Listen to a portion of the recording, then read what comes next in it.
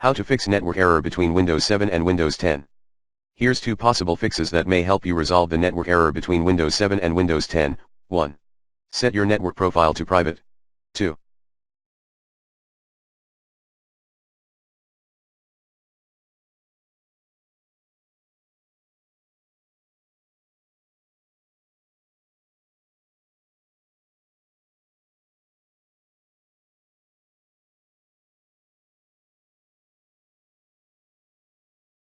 Temporarily disable Windows Defender Firewall.